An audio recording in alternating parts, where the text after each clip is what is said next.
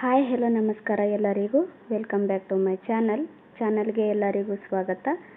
ಇವತ್ತಿನ ಕ್ಲಾಸ್ ಬಂದು 8ನೇ ತರಗತಿಯ ಅಧ್ಯಾಯ 6 ಜೈನ ಮತ್ತು ಬೌದ್ಧ ಧರ್ಮಗಳ ಬಗ್ಗೆ ನೋಡ್ತಾ ಹೋಗೋಣ. Okay, good evening everyone. Class start ಮಾಡೋಣ ಬನ್ನಿ.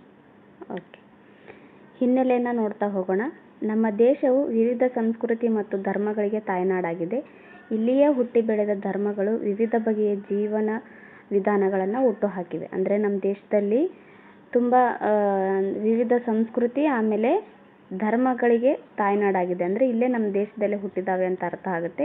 ಇಲ್ಲಿಯೇ ಹುಟ್ಟಿ ಬೆಳೆದು ಧರ್ಮಗಳು ವಿವಿಧ ಬಗೆಯ ಜೀವನ ವಿಧಾನಗಳನ್ನು ಹುಟ್ಟುಹಾಕಿದ್ದಾವೆ. ಸಾಂಸ್ಕೃತಿಕ ವೈವಿಧ್ಯತೆಗಳು ಭಾರತದ ವಿಶೇಷತೆಯಾಗಿದೆ. ಸಾಮಾನ್ಯ ಶಕ ಪೂರ್ವ 6ನೇ ಶತಮಾನದಲ್ಲಿ ಗಂಗಾ ನದಿ ಬಯಲಿನಲ್ಲಿ 2 ಹೊಸ ಧರ್ಮಗಳು ಉದಯವಾಗಿದ್ದಾವೆ.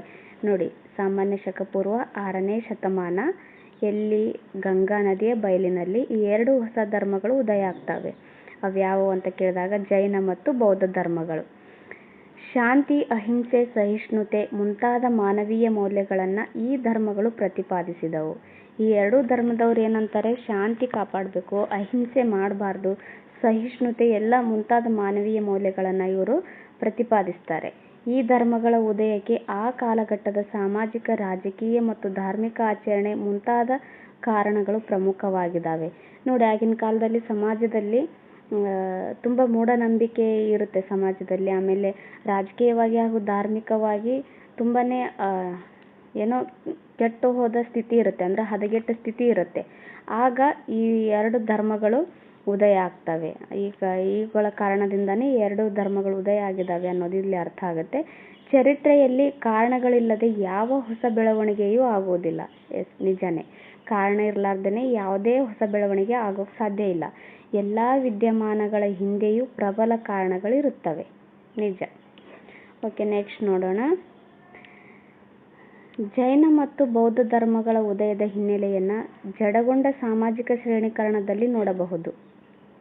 ಸಾಮಾಜಿಕ ಶ್ರೇಣೀಕರಣ ಅಂದ್ರೇನು, ಸಮಾಜದಲ್ಲಿರ್ತಕ್ಕಂಥ ಏನು ಮೇಲ್ವರ್ಗ ಕೆಳವರ್ಗ ಅಂತ ಇರ್ತಾವಲ್ಲ, ಆ ರೀತಿಯಾಗಿ ಇತ್ತು ಅಂತ ಇಲ್ಲಿ ಕೊಟ್ಟಿದ್ದಾರೆ. ವರ್ಣಾಶ್ರಮವು ಶೂದ್ರ ಸಮುದಾಯಗಳ ಬದುಕನ್ನು ದುಸ್ತರಗೊಳಿಸಿತ್ತು. ವರ್ಣಾಶ್ರಮ ಏನಾಗುತ್ತೆ, ಈ ಶೂದ್ರ ಸಮುದಾಯದವರನ್ನು ದುಸ್ತರಗೊಳಿಸಿರುತ್ತೆ. ಶೂದ್ರರು ಕೃಷಿಯಾಳುಗಳು, ಮನೆಯಾಳುಗಳು ಮತ್ತು ಕುಶಲ ಕಸಬುದಾರರಾಗಿಯೇ ಮೀಸಲಾಗಿದ್ರು. ಇವರು ಏನಾಗಿದ್ರು, ಶೂದ್ರರು ಕೃಷಿಯಾಳು ಆಗಿರ್ತಾರೆ, ಆಮೇಲೆ ಮನೆಯಾಳುಗಳಾಗಿರ್ತಾರೆ, ಕುಶಲ ಕಸಬುದಾರರಾಗಿ ಮಾತ್ರ ಮೀಸಲಾಗಿರ್ತಾರೆ ಶೂದ್ರರು. ಅವರಿಗೆ ಆಗಿರ್ತಕ್ಕಂಥ ಯಾವುದೇ ಹಕ್ಕುಗಳು ಇರೋದಿಲ್ಲ, ಸ್ವಾತಂತ್ರ್ಯ ಕೂಡ ಅವರಿಗೆ ಇರೋದಿಲ್ಲ. ಸ್ತ್ರೀಯರು ಮತ್ತು ಶೂದ್ರರು ಅಶುದ್ಧರೆಂದು ಪರಿಗಣಿಸಲ್ಪಟ್ಟಿದ್ದರು. ಶೂದ್ರರು ಮಾತ್ರ ಅಲ್ಲ, ಸ್ತ್ರೀಯರನ್ನು ಸಹ ಅಶುದ್ಧರೆಂದು ಪರಿಗಣಿಸ್ತಾ ಇದ್ರು ಆಗಿನ ಕಾಲದಲ್ಲಿ. ಹಾಗೆಯೇ ಕೃಷಿ ಆಧಾರಿತ ಅರ್ಥವ್ಯವಸ್ಥೆಯು ಬದಲಾವಣೆಗಳನ್ನು ಕಂಡಿತು. ಹೊಸ ನಗರಗಳು ಬೆಳೆದವು. ನಗರಗಳು ಬೆಳೆದಂತೆ ವ್ಯಾಪಾರಿಗಳು ಪ್ರಾಮುಖ್ಯತೆಯನ್ನು ಪಡೆದರು. ನೋಡಿ, ಹೊಸ ನಗರಗಳು ಬೆಳೆದಂಗೆ ಏನಾಗುತ್ತೆ, ವ್ಯಾಪಾರ ಕೂಡ ಬೆಳೆಯುತ್ತೆ, ಹಾಗೆ ವ್ಯಾಪಾರ ಪ್ರಾಮುಖ್ಯತೆಯನ್ನು ಪಡೆಯುತ್ತೆ.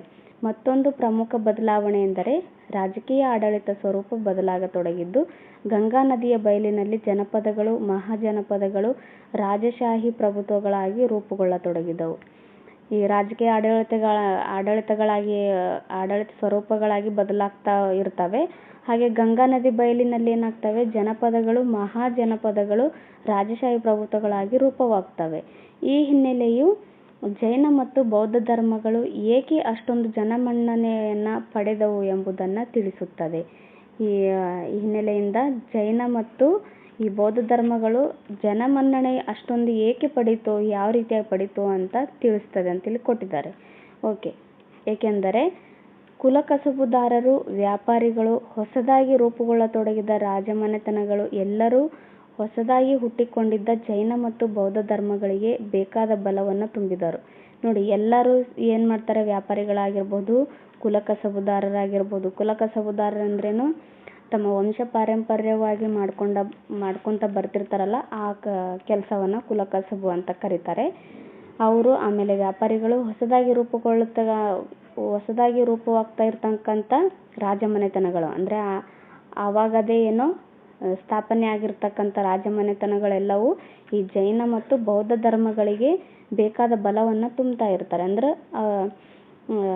ಸಪೋರ್ಟ್ ಮಾಡ್ತಾ ಇರ್ತಾರೆ ಅಂತ ಅರ್ಥ ಆಗುತ್ತೆ. ಎರಡೂ ಧರ್ಮಗಳು ಮನುಷ್ಯನ ಸಮಸ್ಯೆಗಳಿಗೆ ಆಸೆಯೇ ಮೂಲ ಕಾರಣವೆಂದು ಘೋಷಿಸಿದವು. ಮನುಷ್ಯನ ಸಮಸ್ಯೆಗಳಿಗೆ ಆಸೆಯೇ ಮೂಲ ಕಾರಣ ಅಂತೇಳಿ ಜೈನ ಮತ್ತು ಬೌದ್ಧ ಧರ್ಮಗಳು ಘೋಷಿಸ್ತವೆ. ಸಂಪತ್ತಿನ ಸಂಗ್ರಹಣೆ, ಭೋಗ ಜೀವನ ಶೈಲಿಯನ್ನು ತಿರಸ್ಕರಿಸಿ ಸರಳ ಶುದ್ಧ ಸಾಂಸಾರಿಕ ಜೀವನವನ್ನು ಎತ್ತಿ ಹಿಡಿದವು ಈ ಎರಡು ಧರ್ಮಗಳು. ಸಂಸ್ಕೃತವನ್ನು ಬಿಟ್ಟು ಪಾಳಿ ಮತ್ತು ಪ್ರಾಕೃತ ಭಾಷೆಗಳಲ್ಲಿ ತತ್ವಗಳನ್ನು ಬೋಧಿಸಿದರು.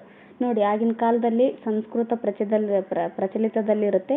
ಅಂದರೆ ಮೇಲ್ವರ್ಗದವರು ಈ ವಿದ್ಯಾಭ್ಯಾಸ ಮಾಡಬೇಕು ಅಂತಂದರೆ ಸಂಸ್ಕೃತದಲ್ಲೇ ಕಲಿಬೇಕಾಗ್ತಾ ಇರುತ್ತೆ. ಮೇಲ್ವರ್ಗದವರು ಮಾತ್ರ ವಿದ್ಯಾಭ್ಯಾಸ ಮಾಡ್ತಾ ಇರ್ತಾರೆ. ಕೆಳವರ್ಗದವರಿಗೆ ಆ ಅಧಿಕಾರ ಇರೋದಿಲ್ಲ, ವಿದ್ಯಾಭ್ಯಾಸ ಮಾಡೋದಕ್ಕೆ ಇರ್ತಾ ಇರಲಿಲ್ಲ.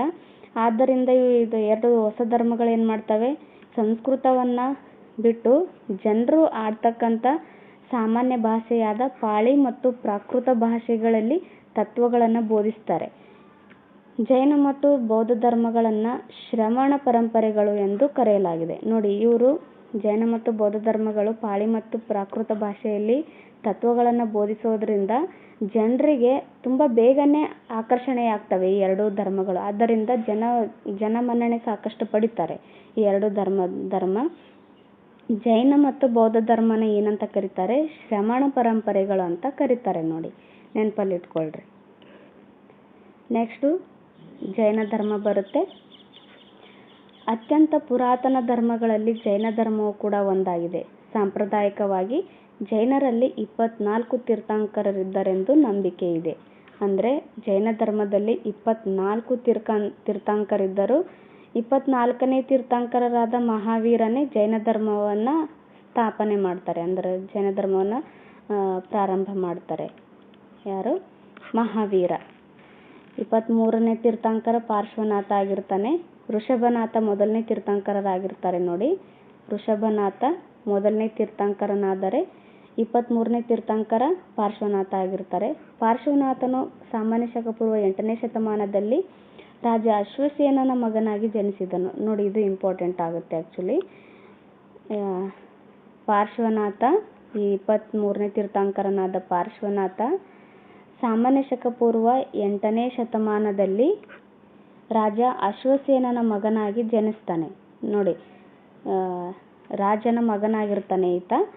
ಇವನು ಸುಖಭೋಗವನ್ನು ತ್ಯಜಿಸಿ ಅಮರನಾದನೆಂಬ ನಂಬಿಕೆ ಇದೆ. ಸರ್ವಸಂಗ ಪರಿತ್ಯಾಗಿಯಾಗಿ ಇವನು ಸನ್ಯಾಸಿಯಾದನು. ನೋಡಿ, ಸರ್ವಸಂಗ ಪರಿತ್ಯಾಗಿ, ಎಲ್ಲ ಕೂಡ ತ್ಯಾಗವನ್ನು ಮಾಡಿ ಸನ್ಯಾಸಿಯಾಗ್ತಾನೆ. ಇವನು ಸುಖಮಯ ಬದುಕಿಗೆ 4 ತತ್ವಗಳನ್ನು ಬೋಧಿಸಿದನು. ಯಾರು? ಪಾರ್ಶ್ವನಾಥ ಎಲ್ಲಾನು ತ್ಯಾಗ ಮಾಡಿ ಸನ್ಯಾಸಿಯಾಗಿ ಸುಖಮಯ ಬದುಕಿಗೆ 4 ತತ್ವಗಳನ್ನು ಸೂಚಿಸ್ತಾನೆ. ನೋಡಿ, ಇಲ್ಲಿದೆ ನೋಡಿ 4 ತತ್ವಗಳು. ಪಾರ್ಶ್ವನಾಥನು ಬೋಧಿಸಿದ 4 ತತ್ವಗಳು. ಅಹಿಂಸೆ, ಅಂದರೆ ಹಿಂಸೆ ಮಾಡಬಾರ್ದು. ಸಕಲ ಚರಾಚರ ಜೀವಿಗಳಿಗೂ ಹಿಂಸೆ ಮಾಡಬಾರ್ದು ಅನ್ನೋದು ಈತ ಸಾರ್ತಾನೆ. ನೆಕ್ಸ್ಟ್ ಸತ್ಯವನ್ನೇ ಹೇಳಬೇಕು ಅಂತಾನು ಹೇಳ್ತಾನೆ. ಆಮೇಲೆ ಆಸ್ತೇಯ ಅಂದ್ರೆ ಕದಿಯದಿರುವುದು, ಯಾವುದೇ ಕಳ್ಳತನ ಮಾಡಬಾರ್ದು ಅಂತ ಈತ ಹೇಳ್ತಾನೆ. ಅಪರಿಗ್ರಹ ಅಂತಂದ್ರೆ ಆಸ್ತಿಯನ್ನ ಹೊಂದದಿರುವುದು. ನಮ್ಮ ಜೀವನಕ್ಕೆ ಎಷ್ಟು ಅವಶ್ಯಕ ಇರುತ್ತೋ ಅಷ್ಟೇ ಇರಬೇಕು. ಅಂದ್ರೆ ಫಾರ್ ಎಕ್ಸಾಂಪಲ್, ಇವಾಗ ನಾವು ಆಸ್ತಿನ ಗಳಿಸ್ತೀವಲ್ಲ, ಆ ಥರ ಮಾಡಬಾರ್ದು ಅಂತಾರೆ ಇವರು. ಇವತ್ತೇನು ನಾವು ದುಡ್ದಿರ್ತೀವೋ ಇವತ್ತೇ ಉಂಡು ಎಲ್ಲ ಇನ್ನೂ ಎಕ್ಸ್ಟ್ರಾ ಉಳಿದ್ರೆ ದಾನ ಧರ್ಮ ಮಾಡಬೇಕು ಅನ್ನೋ ರೀತಿನಲ್ಲಿ ಇವರು ಹೇಳ್ತಾರೆ. ನೋಡಿ, ಇದು ಈ ಹಿಂದೆ ಎಕ್ಸಾಮ್ಗಳಲ್ಲಿ ಕೇಳಿದ್ದಾರೆ. ಅಹಿಂಸೆ ಈ ಕಡೆ ಇವುಗಳನ್ನು ಕೊಟ್ಟು ಈ ಕಡೆ ಕೊಡ್ತಾರೆ. ಅಹಿಂಸೆ ಅಂದರೆ ಹಿಂಸೆ ಮಾಡದಿರುವುದು, ಸತ್ಯ ಅಂದ್ರೆ ಸುಳ್ಳು ಹೇಳದೇ ಇರುವುದು, ಆಸ್ತಿ ಅಂದ್ರೆ ಕದಿಯದಿರುವುದು, ಅಪರಿಗ್ರಹ ಅಂದ್ರೆ ಆಸ್ತಿಯನ್ನು ಹೊಂದದೇ ಇರುವುದು ಅಂತ ಈ ಥರ ಕೊಟ್ಟು ಇದರಲ್ಲಿ ಯಾವುದು ಸರಿಯಾಗಿದೆ ಯಾವುದು ತಪ್ಪಾಗಿದೆ ಅಂತಲೂ ಕೇಳ್ತಾರೆ. ಇಲ್ಲಾಂದ್ರೆ ಮ್ಯಾಚ್ ದಿ ಫಾಲೋವಿಂಗ್ ವರ್ಡ್ಸ್ ಅನ್ನೋ ಥರನೂ ಹೊಂದಿಸಿ ಬರೆಯಿರಿ ಥರನೂ ಕೇಳ್ತಾರೆ. ಈ ಹಿಂದೆ ಎಕ್ಸಾಮ್ಗಳಲ್ಲಿ ಕೇಳಿದ್ದಾರೆ. ಸೊ ಹಾಗಾಗಿ ಈ ನೆನಪಲ್ಲಿ ಇಟ್ಕೊಳ್ರಿ. ಆಸ್ತೇಯ ಅಂತಂದರೆ ಕದಿಯದಿರುವುದು ಅಂತ ನೆನಪಲ್ಲಿ ಬರೋದಿಲ್ಲ. ಕಾಮನ್ ಆಗಿ ಕದಿಯದಿರುವುದು ಅಂತಂದ್ರೆ ಅಪರಿಗ್ರಹ ಅಂತ ಇದು ಗೊತ್ತಾಗ್ಬಿಡುತ್ತೆ. ಆಸ್ತೇಯ ಅಂದರೆ ಆಸ್ತಿಯನ್ನು ಹೊಂದದಿರುವುದು ಅಂತ ಈ ಥರ ಗೊತ್ತಾಗುತ್ತೆ. ಬಟ್ ಇದು ಆಗಲ್ಲ. ಆಸ್ತಿ ಅಂದರೆ ಕದಿಯದಿರುವುದು, ಅಪರಿಗ್ರಹ ಅಂತಂದರೆ ಆಸ್ತಿಯನ್ನು ಹೊಂದದಿರುವುದು ಅನ್ನೋದು ನೆನಪಲ್ಲಿ ಇಟ್ಕೊಳ್ಳಿ. ಓಕೆ, ನೆಕ್ಸ್ಟ್ 5ನೇ ಶತಮಾನವಾದ ಬ್ರಹ್ಮಚರ್ಯವನ್ನು ವರ್ಧಮಾನನು ಬೋಧಿಸಿದನು. ಇವನೇ 24ನೇ ತೀರ್ಥಂಕರನಾಗಿದ್ದಾನೆ. 24ನೇ ತೀರ್ಥಂಕರನಾದ ವರ್ಧಮಾನ ಈತನಿಗೆ ಮಹಾವೀರ ಅಂತ ಕರೀತಾರೆ. ವರ್ಧಮಾನನು ಈ 5ನೇ ತತ್ವವಾದ ಬ್ರಹ್ಮಚರ್ಯವನ್ನು ಈತ ಬೋಧಿಸ್ತಾನೆ. ಇದನ್ನು ಸಹ ಕೇಳಿದ್ದಾರೆ, ವರ್ಧಮಾನ ಮಹಾವೀರನ ತತ್ವ ಯಾವುದು ಅಂತ. ಬ್ರಹ್ಮಚರ್ಯ ಈತ ಬೋಧಿಸ್ತಾನೆ ನೋಡಿ. ನೆಕ್ಸ್ಟ್ ವರ್ಧಮಾನ ಮಹಾವೀರನ ಬಗ್ಗೆ ನೋಡೋಣ. ಸಾಮಾನ್ಯ ಶಕ ಪೂರ್ವ 599ರಲ್ಲಿ ಜನಿಸ್ತಾರೆ. ಸಾಮಾನ್ಯ ಶಕ ಪೂರ್ವ 527ರಲ್ಲಿ ಇವರು ತೀರಿ ಹೋಗ್ತಾರೆ. ವರ್ಧಮಾನನು ಗಣರಾಜ್ಯಗಳಲ್ಲೊಂದಾದ ವೈಶಾಲಿಯ ಕುಂಡಲ ಗ್ರಾಮದಲ್ಲಿ ಜನಿಸ್ತಾನೆ. ಎಲ್ಲಿ? ವೈಶಾಲಿಯ ಕುಂಡಲ ಗ್ರಾಮದಲ್ಲಿ ಜನಿಸ್ತಾನೆ. ನೋಡಿ, ಹಿಂದೆ ಸಾಕಷ್ಟು ಎಕ್ಸಾಮ್ಗಳಲ್ಲಿ ಕೇಳಿದ್ದಾರೆ. TET ಎಕ್ಸಾಮ್ಗಳಲ್ಲೂ, ಪ್ರತಿಯೊಂದು TET ಎಕ್ಸಾಮ್ಗಳಲ್ಲೂ ಕೇಳಿದ್ದಾರೆ. ಇದು ಜೈನ ಮತ್ತು ಬೌದ್ಧ ಧರ್ಮದ ಬಗ್ಗೆ ಕಂಪಲ್ಸರಿ ಒಂದು ಕ್ವಶನ್ ಇದ್ದೇ ಇರುತ್ತೆ ನೋಡಿ. ಸೊ ಹಾಗಾಗಿ ನೀಟಾಗಿ ನೋಡ್ಕೊಂಡು ಬಿಡಿ. ಇದು ಎಲ್ಲಿ ಜನಿಸ್ತಾನೆ ಈತ? 599ರಲ್ಲಿ ಕುಂಡಲ ಗ್ರಾಮದಲ್ಲಿ, ವೈಶಾಲಿಯ ಕುಂಡಲ ಗ್ರಾಮದಲ್ಲಿ ಜನಿಸ್ತಾನೆ. ಈತನ ತಂದೆ ಸಿದ್ಧಾರ್ಥ ಆಗಿರ್ತಾರೆ. ಇವರು ಜ್ಞಾತ್ರಿಕ ಎಂಬ ಬುಡಕಟ್ಟಿನ ರಾಜ ಆಗಿರ್ತಾರೆ. ತಾಯಿ ತ್ರಿಶಲಾದೇವಿ ಪ್ರಬಲ ಗಣರಾಜ್ಯವಾಗಿದ್ದ ಲಿಚ್ಛವಿಯ ಯುವರಾಣಿಯಾಗಿರ್ತಾಳೆ. ತ್ರಿಶಲಾದೇವಿ ಲಿಚ್ಛವಿಗಳ ಯುವರಾಣಿಯಾದರೆ ಈ ತಂದೆ ಸಿದ್ಧಾರ್ಥ ಜ್ಞಾತ್ರಿಕ ಬುಡಕಟ್ಟಿನ ರಾಜ ಆಗಿರ್ತಾನೆ ನೋಡಿ. ಓಕೆ, ನೆಕ್ಸ್ಟ್ ನೋಡೋಣ. 30ನೇ ವಯಸ್ಸಿನಲ್ಲಿ ಸತ್ಯಾನ್ವೇಷಣೆಯ ಹುಡುಕಾಟದಲ್ಲಿ ತೊಡಗಿದ ಈತ ಮನೆಯನ್ನ, ಸಂಸಾರವನ್ನು ತ್ಯಜಿಸಿದನು. ಅಂದರೆ ಈತನಿಗೆ ವಿವಾಹ ಕೂಡ ಆಗಿರುತ್ತೆ, ಮನೆಯೂ ಕೂಡ ಈತ ತ್ಯಜಿಸ್ತಾನೆ. ಆಮೇಲೆ ಸಂಸಾರನೂ ಕೂಡ ಬಿಟ್ಟು 30ನೇ ವಯಸ್ಸಿನಲ್ಲಿ ಸತ್ಯಾನ್ವೇಷಣೆ ಹುಡುಕಾಟದಲ್ಲಿ ಹೊರಗೆ ಬರ್ತಾನೆ. ನಂತರ ಇವನು 12 ವರ್ಷಗಳ ಕಾಲ ಸತ್ಯದ ಹುಡುಕಾಟದಲ್ಲಿ ಅಲೆದಾಡಿದ. ತಪಸ್ಸು ಕೂಡ ಮಾಡ್ತಾನೆ. ಇವನು ಉಪವಾಸ ಮಾಡುವ ಮೂಲಕ ಸ್ವತಃ ತನ್ನ ದೇಹವನ್ನು ದಂಡಿಸಿಕೊಂಡನು. ಅಂದರೆ ಉಪವಾಸ ಮಾಡುವ ಮೂಲಕ ತನ್ನ ದೇಹವನ್ನು ದಂಡಿಸ್ತಾನೆ ಈತ. ನೆಕ್ಸ್ಟ್ 42ನೇ ವಯಸ್ಸಿನಲ್ಲಿ ಕೈವಲ್ಯ ಜ್ಞಾನವನ್ನು ಪಡೆದನು. ಇದು ಕೇಳಿದ್ದಾರೆ. ವರ್ಧಮಾನ ಮಹಾವೀರನು ಎಷ್ಟನೇ ವಯಸ್ಸಿನಲ್ಲಿ ಕೈವಲ್ಯ ಜ್ಞಾನ ಪಡೆದನು ಅಂತ? 42ನೇ ವಯಸ್ಸಿನಲ್ಲಿ. ಹಾಗೆ ಕೈವಲ್ಯ ಜ್ಞಾನ ಅಂದರೆ ಏನು ಅಂತಲೂ ಸಹ ಕೇಳಿದ್ದಾರೆ. ಕೈವಲ್ಯ ಜ್ಞಾನ ಎಂದರೆ ಜ್ಞಾನೋದಯ ಎಂದರ್ಥ ಆಗುತ್ತೆ ನೋಡಿ. ಜ್ಞಾನೋದಯ ಎಂದರ್ಥ ಆಗುತ್ತೆ. ಇವನು ಇಂದ್ರಿಯಗಳನ್ನು ನಿಗ್ರಹಿಸಿ ಸುಖ ಹಾಗೂ ಯಾತನೆಗಳ ಮೇಲೆ ನಿಯಂತ್ರಣವನ್ನು ಸಾಧಿಸಿಕೊಂಡಿದ್ದ.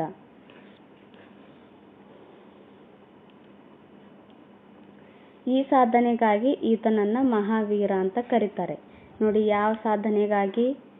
ವರ್ಧಮಾನ ಮಹಾವೀರನು ಕೈವಲ್ಯ ಜ್ಞಾನವನ್ನು ಪಡೆದು ಇಂದ್ರಿಯಗಳನ್ನು ನಿಗ್ರಹಿಸಿ ಸುಖ ಹಾಗೂ ಯಾತನೆಗಳ ಮೇಲೆ ನಿಯಂತ್ರಣವನ್ನು ಸಾಧಿಸಿಕೊಂಡಿರ್ತಾನೆ. ಆದ್ದರಿಂದ ಈ ಸಾಧನೆಗಾಗಿ ಈತನಿಗೆ ಮಹಾವೀರ ಅಂತ ಕರೀತಾರೆ. ಮಹಾವೀರ ಅಂತ ಕರೆಸ್ಕೊಂಡು ಜೀನನಾಗ್ತಾನೆ. ಜೀನ ಎಂದರೆ ಎಲ್ಲವನ್ನ ನಿಗ್ರಹಿಸಿದವನು ಎಂದರ್ಥ. ಜೀನ ಅಂದರೆ ಇದನ್ನು ಸಹ ಕೇಳಿದ್ರು, ಜೀನ ಅಂದರೆ ಏನು ಅಂತ. ಜೀನ ಎಂದರೆ ಎಲ್ಲವನ್ನ ನಿಗ್ರಹಿಸಿದವನು ಎಂದರ್ಥ ಆಗುತ್ತೆ. ಜಯಿಸಿದವನು, ಎಲ್ಲವನ್ನ ನಿಗ್ರಹಿಸಿದವನು, ಜಯಿಸಿದವನು ಎಂದರ್ಥ ಕೂಡ ಆಗುತ್ತೆ. ಹೀಗೆಯೇ ಇವನ ಅನುಯಾಯಿಗಳನ್ನ ಜೈನರೆಂದು ಕರೆಯುತ್ತಾರೆ. ಜೀನ ಆಗಿರ್ತಾನಲ್ಲ, ಆದ್ದರಿಂದ ಈತನ ಅನುಯಾಯಿಗಳಿಗೆ ಜೈನರು ಅಂತ ಕರೀತಾರೆ. ಮಹಾವೀರನು ತನ್ನ ಉಳಿದ 30 ವರ್ಷಗಳ ಬದುಕನ್ನು ಗಂಗಾ ಮತ್ತು ಯಮುನಾ ನದಿಗಳ ಪ್ರದೇಶದ ಜನತೆಗೆ ತನ್ನ ತಿಳಿವನ್ನ ಬೋಧಿಸುತ್ತಾ ಕಳೆದನು. ಎಲ್ಲಿ? ನಂತರ ಉಳಿದ 30 ವರ್ಷಗಳ ಬದುಕನ್ನ ಗಂಗಾ ಮತ್ತು ಯಮುನಾ ನದಿಗಳ ಪ್ರದೇಶದಲ್ಲಿ ಏನು ಜನರು ವಾಸ ಇರ್ತಾರಲ್ಲ ಅವರಿಗೆ ಬೋಧನೆ ಹೇಳ್ತಾ ಜೀವನವನ್ನ ಕಳೀತಾರೆ. ಇವನು ಪಶ್ಚಿಮ ಭಾರತಕ್ಕೂ ಬೋಧಿಸುತ್ತಾ ಪ್ರಯಾಣಿಸಿದನು. ತನ್ನ 72ನೇ ವಯಸ್ಸಿನಲ್ಲಿ ಬಿಹಾರದ ಪಾವಾಪುರಿ ಎಂಬಲ್ಲಿ ನಿರ್ವಾಣ ಹೊಂದಿದನು. ಇದು ಸಹ ಕೇಳಿದ್ರು. ವರ್ಧಮಾನ ಮಹಾವೀರ ನಿರ್ವಾಣ ಹೊಂದಿದ್ದು ಎಲ್ಲಿ ಅಂತ? ಬಿಹಾರದ ಪಾವಾಪುರಿ ಎಂಬಲ್ಲಿ ಈತ ನಿರ್ವಾಣವನ್ನು ಹೊಂತಾನೆ. ಎಷ್ಟನೇ ವಯಸ್ಸಿನಲ್ಲಿ ಅಂದರೆ 72ನೇ ವಯಸ್ಸಿನಲ್ಲಿ ಅನ್ನೋದು ನೆನಪಲ್ಲಿರಲಿ. ಓಕೆ, ನೆಕ್ಸ್ಟ್ ನೋಡೋಣ. ಮಹಾವೀರನು 5 ಪ್ರತಿಜ್ಞೆಗಳನ್ನು ಹಾಗೂ ನಡವಳಿಕೆಯ 3 ನಿಯಮಗಳನ್ನು ಬೋಧಿಸ್ತಾನೆ. ಇವುಗಳನ್ನು ಪಂಚ ಪ್ರತಿಜ್ಞೆಗಳು ಮತ್ತು ತ್ರಿರತ್ನಗಳು ಅಂತ ಕರೀತಾರೆ. 3 ನಿಯಮಗಳನ್ನು ತ್ರಿರತ್ನಗಳು ಅಂತ ಕರೀತಾರೆ. ಆಮೇಲೆ 5 ಪ್ರತಿಜ್ಞೆಗಳನ್ನು ಪಂಚ ಪ್ರತಿಜ್ಞೆ ಅಂತ ಕರೀತಾರೆ ನೋಡಿ. ಪಂಚ ಪ್ರತಿಜ್ಞೆಗಳಂದ್ರೆ ಅಹಿಂಸೆ, ಸತ್ಯ, ಆಸ್ತೇಯ, ಅಪರಿಗ್ರಹ, ಬ್ರಹ್ಮಚರ್ಯ. ನೆಕ್ಸ್ಟ್ ತ್ರಿರತ್ನಗಳಂದ್ರೆ ಸಮ್ಯಕ್ ಜ್ಞಾನ, ಸಮ್ಯಕ್ ದರ್ಶನ, ಸಮ್ಯಕ್ ಚಾರಿತ್ರ್ಯ ಅನ್ನೋದು ಈ ತ್ರಿರತ್ನಗಳಾಗಿದ್ದಾವೆ. ಜೈನ ಧರ್ಮವು ಸಂಪೂರ್ಣವಾಗಿ ದೇವರ ಇರುವಿಕೆಯನ್ನು ನಿರಾಕರಿಸುವುದಿಲ್ಲ. ಅಂದರೆ ಸಂಪೂರ್ಣವಾಗಿ ದೇವರು ಇದ್ದಾನೆ ಅಂತ ಅನ್ನೋದು ನಿರಾಕರಿಸೋದಿಲ್ಲ. ಆದರೆ ಆದರೂ ಅದು ನಾಸ್ತಿಕವಾದವನ್ನು ಒಪ್ಪುತ್ತದೆ. ಅಂದರೆ ನಾಸ್ತಿಕವಾದ ಅಂದ್ರೇನು, ದೇವರಲ್ಲಿ ನಂಬಿಕೆ ಇರಲಾರದನ್ನೇ ನಾಸ್ತಿಕವಾದ ಅಂತ ಕರೀತಾರೆ. ಆದರೆ ಇವರು ಸಂಪೂರ್ಣವಾಗಿ ದೇವರು ಇದ್ದಾನೆ ಅನ್ನೋದು ನಂಬೋದಿಲ್ಲ, ಆದರೂ ಸಹ ನಾಸ್ತಿಕವಾದವನ್ನು ಇವರು ಒಪ್ತಾರೆ. ಪ್ರಪಂಚದ ಆಗುಹೋಗುಗಳಲ್ಲಿ ದೇವರ ಪಾತ್ರವನ್ನು ನಿರಾಕರಿಸ್ತಾರೆ. ಇಲ್ಲಿ ಜೀನನಿಗಿಂತ ಕೆಳಗಿನ ಸ್ಥಾನದಲ್ಲಿ ದೇವರನ್ನು ಇಡಲಾಗಿದೆ. ನೋಡಿ, ಜೀನ ಅಂದ್ರೇನು, ಈ ವರ್ಧಮಾನ ಮಹಾವೀರ ತೀರ್ಥಂಕರ ಇರ್ತಾರಲ್ಲ ಅವರನ್ನ ಜೀನರು ಅಂತ ಕರೀತಾರೆ. ಜೀನನಿಗಿಂತ ಈ ವರ್ಧಮಾನ ಮಹಾವೀರನ್ನು ಜೀನ ಆಗ್ತಾನಲ್ಲ ಆತನಿಗಿಂತನೂ ಕೆಳಗಡೆ ದೇವರಿರ್ತಾನೆ. ಅಂದರೆ ದೇವ್ರಿಗಿಂತ ಹೆಚ್ಚಿನ ಗೌರವ ಈ ಜೀನನಿಗೆ ಕೊಡ್ತಾ ಇರ್ತಾರೆ ಇಲ್ಲಿ ಅನುಯಾಯಿಗಳು. ಓಕೆ, ಎಲ್ಲ ಚರಾಚರ ವಸ್ತುಗಳಲ್ಲಿಯೂ ಆತ್ಮ ಅಂದರೆ ಜೀವವಿದೆ ಎಂಬುದು ಇವರ ನಂಬಿಕೆಯಾಗಿರುತ್ತೆ. ಆತ್ಮದ ಶುದ್ಧೀಕರಣವು ಮಾತ್ರ ಪುನರ್ಜನ್ಮದಿಂದ ಮುಕ್ತಿಯನ್ನು ನೀಡುತ್ತದೆ ಹಾಗೂ ನಿರ್ವಾಣ ಸಾಧ್ಯ ಅಂತ ಹೇಳ್ತಾರೆ. ಅಂದರೆ ಆತ್ಮದ ಶುದ್ಧೀಕರಣ ಮಾಡಿದಾಗ ಮಾತ್ರ ನಾವೇನಾದರೂ ಪಾಪ ಮಾಡಿದರೆ ಮಾತ್ರ ಪುನರ್ಜನ್ಮವಾಗಿ ಹುಟ್ಟಿ ಬಂದು ಆ ಪಾಪ ವಿಮೋಚನೆ ಮಾಡ್ತೀವಿ ಅಂತ ಹಿರಿಯರು ಹೇಳ್ತಾರೆ ನೋಡಿ.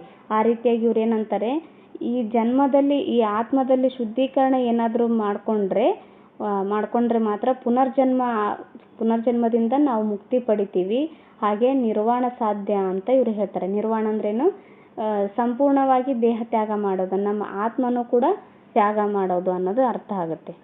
ಶುದ್ಧೀಕರಣವು ತಪಸ್ಸು, ಉಪವಾಸ, ದೇಹದಂಡನೆ ಹಾಗೂ ಅದರ ಮೂಲಕದಿಂದಾಗುವ ದೇಹನಾಶದಿಂದ ಮಾತ್ರ ಸಾಧ್ಯವೆಂಬುದು ಇವರ ನಂಬಿಕೆಯಾಗಿರುತ್ತೆ. ಶುದ್ಧೀಕರಣ ಯಾವ ರೀತಿ ಆಗುತ್ತೆ? ತಪಸ್ಸು ಮಾಡೋದ್ರಿಂದ, ಉಪವಾಸ ಮಾಡೋದ್ರಿಂದ, ದೇಹದಂಡನೆ ಮಾಡೋದ್ರಿಂದ, ಅದರ ಮೂಲಕವಾಗುವ ದೇಹನಾಶದಿಂದ ಮಾತ್ರ ಸಾಧ್ಯ ಅಂತ ಇವರು ನಂಬಿರ್ತಾರೆ. ಇದನ್ನು ಸಲ್ಲೇಖನ ಅಂತ ಕರೀತಾರೆ, ಸಲ್ಲೇಖನ ವ್ರತ ಅಂತ ಕರೀತಾರೆ ನೋಡಿ. ಕರ್ಮಫಲದ ಮೇಲಿನ ನಂಬಿಕೆಯು ಜೈನರ ಬಹುಮುಖ್ಯ ಆಯಾಮ ಆಗಿರುತ್ತೆ. ಈ ಧರ್ಮದ ಪ್ರಕಾರ ಉತ್ತಮ ಮತ್ತು ಪುಣ್ಯ ಕಾರ್ಯಗಳ ಮೂಲಕ ಮಾತ್ರ ವಿಮೋಚನೆಯನ್ನು ಪಡೆಯಬಹುದಾಗಿದೆ.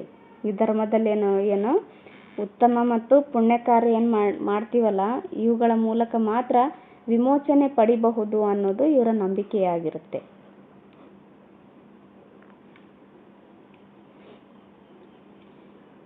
ಓಕೆ, ಕೈವಲ್ಯ ಜ್ಞಾನವನ್ನು ಪಡೆಯಲು ದೇಹದ ಬಂಧನದಿಂದ ಆತ್ಮವು ವಿಮುಕ್ತಿಯಾಗಬೇಕು ಅಂತ ಹೇಳ್ತಾರೆ. ಕೈವಲ್ಯ ಜ್ಞಾನ ಪಡಿಬೇಕು ಅಂತಂದರೆ ಏನು, ಈ ದೇಹದ ಬಂಧನದಿಂದ ಆತ್ಮ ವಿಮುಕ್ತಿಯಾಗಬೇಕು ಅಂತ ಹೇಳ್ತಾರೆ. ಸಾಂಪ್ರದಾಯಿಕವಾಗಿ ಜೈನರಲ್ಲಿ ಶ್ವೇತಾಂಬರ ಮತ್ತು ದಿಗಂಬರರೆಂಬ ಎರಡು ಮುಖ್ಯ ಪಂಗಡಗಳು ಇದ್ದಾವೆ. ಜೈನರಲ್ಲಿ ಎರಡು ಮುಖ್ಯ ಪಂಗಡಗಳು ಯಾವುವು ಅಂತಲೂ ಸಹ ಕೇಳ್ತಾರೆ ಎಕ್ಸಾಮ್ಗಳಲ್ಲಿ. ಶ್ವೇತಾಂಬರರು ಮತ್ತು ದಿಗಂಬರರು ಇದೇನು ಜೈನರಲ್ಲಿ ಇರ್ತಕ್ಕಂಥ ಎರಡು ಮುಖ್ಯ ಪಂಗಡಗಳಾಗಿದ್ದಾವೆ. ಬಿಳಿಯ ಉಡುಪು ಧರಿಸಿದ ಜೈನ ಮುನಿಗಳನ್ನು ಹಾಗೂ ಅವರ ಅನುಯಾಯಿಗಳನ್ನು ಶ್ವೇತಾಂಬರರು ಅಂತ ಕರೀತಾರೆ. ಬಿಳಿ ಉಡುಪು ಧರಿಸಿರ್ತಾರಲ್ಲ ಅಂಥ ಜೈನ ಮುನಿಗಳನ್ನು, ಅವರ ಅನುಯಾಯಿಗಳನ್ನು ಶ್ವೇತಾಂಬರರು ಅಂತ ಕರೆದ್ರೆ, ಉಡುಪನ್ನು ಧರಿಸದ ಜೈನ ಮುನಿಗಳನ್ನು ಹಾಗೂ ಅವರ ಅನುಯಾಯಿಗಳನ್ನು ದಿಗಂಬರ ಪಂಥಕ್ಕೆ ಸೇರಿದವರು ಅಂತ ಪರಿಗಣಿಸಲಾಗುತ್ತೆ. ದಿಗಂಬರರು ಅಂತಂದರೆ ಉಡುಪನ್ನೇ ಧರಿಸದೇ ಇರ್ತಕ್ಕಂಥವರನ್ನು, ಜೈನ ಮುನಿಗಳನ್ನು ಹಾಗೂ ಅವರ ಅನುಯಾಯಿಗಳನ್ನು ದಿಗಂಬರರು ಅಂತ ಕರೀತಾರೆ ನೋಡಿ. ಮೊದಲ ಜೈನ ಸಮಾವೇಶದ ನಂತರ ಮಹಾವೀರನ ವಿಚಾರಗಳನ್ನು 12 ಗ್ರಂಥಗಳಲ್ಲಿ ಸಂಗ್ರಹಿಸಿಡಲಾಗಿತ್ತು. ಮೊದಲ ಜೈನ ಸಮಾವೇಶ ನಡೀತದಲ್ಲ, ಅದಾದ ನಂತರ ಮಹಾವೀರನ ವಿಚಾರಗಳನ್ನು 12 ಗ್ರಂಥಗಳಲ್ಲಿ ಸಂಗ್ರಹ ಮಾಡಿರ್ತಾರೆ. ಇವುಗಳನ್ನು ಜೈನರು 12 ಅಂಗಗಳು ಅಂತ ಕರೀತಾರೆ. ಇವುಗಳು ಪ್ರಾಕೃತ ಭಾಷೆಯಲ್ಲಿದ್ದಾವೆ ನೋಡಿ. ಕೇಳಿದರೆ ಇದು ಯಾವ ಭಾಷೆಯಲ್ಲಿದ್ದಾವೆ ಅಂತ, ಪ್ರಾಕೃತ ಭಾಷೆಯಲ್ಲಿ ಅನ್ನೋದು ನೆನಪಲ್ಲಿರಲಿ. ಬಹಳ ಹಿಂದೆಯೇ ಜೈನರ ಒಂದು ಗುಂಪು ಬಿಹಾರದ ಕ್ಷಾಮದಿಂದಾಗಿ ದಕ್ಷಿಣಕ್ಕೆ ಬಂದು ಶ್ರವಣಬೆಳಗೊಳದಲ್ಲಿ ನೆಲೆಸಿತು ನೋಡಿ. ಆಗ ಉತ್ತರ ಭಾರತದಲ್ಲಿ ತುಂಬ ಕ್ಷಾಮ ಹರಡಿರುತ್ತೆ, ಅಲ್ಲಿ ಪ್ಲೇಗ್ ಹರಡಿರುತ್ತಲ್ಲ, ಆದ್ದರಿಂದ ಅಲ್ಲಿ ಉತ್ತರ ಭಾರತದಿಂದ ದಕ್ಷಿಣ ಭಾರತಕ್ಕೆ ಬರ್ತಾರೆ, ಬಂದು ಶ್ರವಣಬೆಳಗೊಳದಲ್ಲಿ ನೆಲೆಸ್ತಾರೆ ಇವರು. ಹೀಗೆ ದಕ್ಷಿಣ ಭಾರತದಲ್ಲಿ ಕೂಡ ಜೈನ ಧರ್ಮದ ಪ್ರಚಾರವಾಯಿತು. ಇದರಿಂದ ಅಪಾರವಾದ ಗ್ರಂಥಗಳು ಕನ್ನಡ, ತೆಲುಗು ಮತ್ತು ತಮಿಳು ಭಾಷೆಗಳಲ್ಲಿ ರಚನೆಯಾಗ್ತವೆ. ಕನ್ನಡದ ಪ್ರಸಿದ್ಧ ಕವಿಗಳಾದ ಪಂಪ, ರನ್ನ, ಪೊನ್ನ, ಜನ್ನ ಇವರು ಜೈನರಾಗಿದ್ದಾರೆ ನೋಡಿ. ಪಂಪ, ಪೊನ್ನ, ರನ್ನ, ಜನ್ನ ಇವರು ಜೈನರಾಗಿದ್ದಾರೆ. ಓಕೆ, ನೆಕ್ಸ್ಟ್ ಬೌದ್ಧ ಧರ್ಮ ಬರುತ್ತೆ. ಓಕೆ. ಬೌದ್ಧ ಧರ್ಮ. ಗೌತಮ ಬುದ್ಧನೆಂದೇ ಪ್ರಖ್ಯಾತನಾದ ಸಿದ್ಧಾರ್ಥನು ಸಾಮಾನ್ಯ ಶಕ ಪೂರ್ವ 6ನೇ ಶತಮಾನದಲ್ಲಿ ಜನಿಸ್ತಾನೆ. ಈತನು ಕೂಡ 6ನೇ ಶತಮಾನದಲ್ಲಿ ಜನಿಸ್ತಾನೆ ನೋಡಿ. ತಂದೆ ಶುದ್ಧೋಧನನು ಶಾಕ್ಯ ಗಣಸಂಘದ ರಾಜ ಆಗಿರ್ತಾನೆ. ಸಿದ್ಧಾರ್ಥನು ರಾಜಭೋಗವನ್ನ ಹಾಗೂ ಸಂಸಾರದ ಸುಖವನ್ನು ತ್ಯಜಿಸಿ ಸನ್ಯಾಸಿ ಆಗ್ತಾನೆ. ಈತನು ಕೂಡ ಎಲ್ಲವನ್ನ ತ್ಯಾಗ ಮಾಡಿ ಸನ್ಯಾಸಿ ಆಗ್ತಾನೆ. ಪ್ರಚಲಿತ ಬದುಕಿನ ದಾರಿಗಳ ನಿರರ್ಥಕತೆಯನ್ನ ಕಂಡು ಸತ್ಯದ ಹುಡುಕಾಟದಲ್ಲಿ ನಿರತನಾಗಿ ಜ್ಞಾನೋದಯವನ್ನ ಪಡೆದ ಬುದ್ಧನಾಗ್ತಾನೆ ನೋಡಿ. ಈತ ಹುಟ್ಟಿದಾಗ್ಲೇನೆ ಅಸಿತ ಮಹರ್ಷಿ ಅಂತ ಇರ್ತಾರೆ. ಇದು ಕೇಳಿದ್ದಾರೆ ಹಿಂದೆ ಎಕ್ಸಾಮ್ಗಳಲ್ಲಿ. ಅಸಿತ ಮಹರ್ಷಿ ಅಂತ ಇರ್ತಾರೆ. ಇವರು ಈತನ ಬಗ್ಗೆ ಭವಿಷ್ಯವನ್ನ ನುಡಿದಿರ್ತಾನೆ. ಈತ ಸನ್ಯಾಸಿ ಆಗ್ತಾನೆ, ಇಲ್ಲ ಅಂದ್ರೆ ಜಗತ್ತನ್ನೇ ಮೆಚ್ಚೋ ಒಬ್ಬ ರಾಜ ಆಗ್ತಾನೆ ಅಂತ ಭವಿಷ್ಯ ನುಡಿದಿರ್ತಾನೆ ಅಸಿತ ಮಹರ್ಷಿ ಅವರು. ಆದ್ದರಿಂದ ಇವ್ರ ತಂದೆ ಏನ್ ಮಾಡ್ತಾನೆ, ಈತ ಸನ್ಯಾಸಿ ಆಗ್ಬಾರ್ದು ಅಂತ ಎಲ್ಲಾ ರೀತಿಯಾದ ದುಃಖಗಳಿಂದ, ಎಲ್ಲಾ ರೀತಿಯಾದ ಹೊರಗಿನ ಪ್ರಪಂಚದಿಂದ ದೂರ ಇಟ್ಟು ಕೇವಲ ಅರಮನೆಯಲ್ಲೇ ಈತನಿಗೆ ಬೆಳೆಸ್ತಾ ಇರ್ತಾನೆ. ಬಟ್ ಈತ ಏನ್ ಮಾಡ್ತಾನೆ, ಎಲ್ಲಾನು ತ್ಯಾಗ ಮಾಡಿ ಸನ್ಯಾಸಿ ಆಗ್ತಾನೆ. ಜ್ಞಾನೋದಯದ ನಂತರ ಈತ ಮೊದಲಿಗೆ ತೆರಳಿದ್ದು ವಾರಣಾಸಿಯ ಸಮೀಪದ ಸಾರನಾಥಕ್ಕೆ. ಇದು ಕೇಳಿದ್ರು. ಜ್ಞಾನೋದಯದ ನಂತರ ಈತ ಎಲ್ಲಿ ಪ್ರವಚನ ಮಾಡಿದ್ದ ಅಂತ. ಸಾರನಾಥಕ್ಕೆ ಹೋಗ್ತಾನೆ, ವಾರಣಾಸಿ ಬಳಿ. ಇಲ್ಲಿನ ಜಿಂಕೆವನದಲ್ಲಿ ಈತನು ಮೊಟ್ಟ ಮೊದಲ ಬೋಧನೆಯನ್ನ ಮಾಡಿದನು. ಸಾರನಾಥದ ಜಿಂಕೆವನದಲ್ಲಿ ಮೊಟ್ಟ ಮೊದಲ ಬೋಧನೆಯನ್ನ ಮಾಡ್ತಾನೆ. ಇದನ್ನ ಧರ್ಮಚಕ್ರ ಪ್ರವರ್ತನ ಅಂತ ಕರೀತಾರೆ ನೋಡಿ. ಈ ಒಂದು ಕ್ವಶನ್ ಏನೈತಲ್ಲ, ಪ್ರತಿಯೊಂದು ಎಕ್ಸಾಮ್ ಅಲ್ಲೂ ಟಿ ಕೇಳಿದ್ದಾರೆ ನೋಡಿ. ಗೌತಮ್ ಬುದ್ಧನ ಮೊದಲ ಪ್ರವಚನವನ್ನ ಏನಂತ ಕರೀತಾರೆ ಅಂತ ಕೇಳಿದ್ರು. ಧರ್ಮಚಕ್ರ ಪ್ರವರ್ತನ ಅಂತ ಕರೀತಾರೆ. ಹಾಗೆ ಈತ ನಿರ್ವಾಣ ಹೊಂದಿದ್ದನ್ನ ಏನಂತ ಕರೀತಾರೆ ಅಂತಾನು ಸಹ ಕೇಳಿದ್ದಾರೆ. ಮಹಾಪರಿನಿರ್ವಾಣ ಅಂತ ಕರೀತಾರೆ. ಅದು ನೆಕ್ಸ್ಟ್ ಬರುತ್ತೆ, ಹೇಳ್ತೀನಿ. ಇಲ್ಲಿ ಬುದ್ಧನು ಚತುರ್ ಆರ್ಯ ಸತ್ಯ ಮತ್ತು ಅಷ್ಟಾಂಗ ಮಾರ್ಗಗಳನ್ನ ಬೋಧಿಸ್ತಾನೆ. ಇಲ್ಲಿದೆ ನೋಡಿ ಚತುರ್ ಆರ್ಯ ಸತ್ಯಗಳು ಯಾವ್ಯಾವು ಅಂತ. 4 ಆರ್ಯ ಸತ್ಯಗಳಿತ ಬೋಧನೆ ಮಾಡ್ತಾನೆ. ಲೋಕವೆಲ್ಲ ದುಃಖ ಹಾಗೂ ನೋವಿನಿಂದ ಕೂಡಿದೆ. ಆಸೆಯೇ ಈ ದುಃಖಕ್ಕೆ ಮೂಲ ಕಾರಣ ಅಂತ ಹೇಳ್ತಾರೆ. ಆಮೇಲೆ ಅತಿಯಾದ ಆಸೆಯಿಂದ ಬಿಡುಗಡೆ ಪಡೆದಾಗಲೇ ನೆಮ್ಮದಿಯ ಬದುಕು ಸಾಧ್ಯ ಅಂತಾನು ಸಹ ಇವ್ರು ಹೇಳ್ತಾರೆ. ನೆಕ್ಸ್ಟ್ ಅಷ್ಟಾಂಗ ಮಾರ್ಗದ ಅನುಸರಣೆಯಿಂದ ಆಸೆಯಿಂದ ವಿಮುಕ್ತಿ ಸಾಧ್ಯ. ಆದ್ದರಿಂದ ಅಷ್ಟಾಂಗ ಮಾರ್ಗವನ್ನ ಮಧ್ಯಮ ಪಂಥವೆಂದು ಕರೀತಾರೆ ನೋಡಿ. ಅಷ್ಟಾಂಗ ಮಾರ್ಗಗಳು ಯಾವಂತ ಇಲ್ಲಿ ಕೊಟ್ಟಿದ್ದಾರೆ. ಒಳ್ಳೆಯ ನಡತೆ, ಒಳ್ಳೆಯ ಮಾತು, ಒಳ್ಳೆಯ ನೋಟ, ಒಳ್ಳೆಯ ಬದುಕು, ಒಳ್ಳೆಯ ಪ್ರಯತ್ನ, ಒಳ್ಳೆಯ ನೆನಪು, ಒಳ್ಳೆಯ ನಿರ್ಧಾರ, ಒಳ್ಳೆಯ ಚಿಂತನೆ, ಇವುಗಳೇನಾಗಿದ್ದಾವೆ, ಅಷ್ಟಾಂಗ ಮಾರ್ಗಗಳು ಆಗಿದ್ದಾವೆ. ನೆಕ್ಸ್ಟ್ ಹೊಸ ಧರ್ಮದ ಅನುಯಾಯಿಗಳು ಬರ್ತಾರೆ. ಶ್ರೀಮಂತ ವರ್ತಕರು, ಕುಶಲಕರ್ಮಿಗಳು, ಜನಸಾಮಾನ್ಯರು ಈ ಪ್ರತಿಪಾದನೆಯಿಂದ ಪ್ರೇರಿತರಾಗ್ತಾರೆ. ಇವರು ಈ ತರ ಎಲ್ಲ ಹೇಳ್ತಾರಲ್ಲ, ಆಸೆ ದುಃಖಕ್ಕೆ ಮೂಲ ಕಾರಣ, ಆಸೆ ತ್ಯಜಿಸೋದ್ರಿಂದ ಏನಾಗುತ್ತೆ, ದುಃಖವನ್ನ ನಿವಾರಿಸಬಹುದು ಅಂತೆಲ್ಲ ಹೇಳ್ತಾರಲ್ಲ. ಇದರಿಂದ ಎಲ್ಲಾ ಜನತೆ ಪ್ರೇರಿತರಾಗ್ತಾರೆ. ಜನಸಾಮಾನ್ಯರ ಭಾಷೆಯಾದ ಪ್ರಾಕೃತದ ಮೂಲಕ ಬುದ್ಧನು ತನ್ನ ಬೋಧನೆಗಳನ್ನ ಮಾಡ್ತಾನೆ ಹಾಗೂ ಅವುಗಳನ್ನ ಸ್ಥಳೀಯ ಸಂಪ್ರದಾಯಗಳ ಅಂಶಗಳೊಂದಿಗೆ ಸಂಬಂಧ ಕಲ್ಪಿಸಿದನು. ಅಂದ್ರೆ ಸ್ಥಳೀಯ ಸಂಪ್ರದಾಯ ನಡೀತಾ ಇರ್ತದಲ್ಲ, ಅಂತ ಸಂಪ್ರದಾಯದೊಂದಿಗೆ ಈತ ಸಂಬಂಧವನ್ನ ಕಲ್ಪಿಸಿ ಬೋಧನೆ ಮಾಡ್ತಾ ಇರ್ತಾನೆ. ಈ ಹೊಸ ನಗರಗಳ ವಾತಾವರಣವು ಜನರ ಬದುಕಿನ ವಿಧಾನಗಳನ್ನು ಬದಲಾಯಿಸುತ್ತೆ. ಬದಲಾದ ಪರಿಸ್ಥಿತಿಗಳಲ್ಲಿ ಈ ಧರ್ಮಗಳು ಆಶಾಕಿರಣಗಳಾಗಿ ಬರ್ತವೆ. ಅದರಲ್ಲೂ ಬೌದ್ಧ ಧರ್ಮ ಹೊಸ ಪಾತ್ರವನ್ನ ವಹಿಸಿಕೊಂಡು ಪ್ರವರ್ತನೆಯ ಹಾದಿಯನ್ನ ಹಿಡಿಯಿತು ನೋಡಿ. ಓಕೆ, ನೆಕ್ಸ್ಟ್ ನೋಡೋಣ.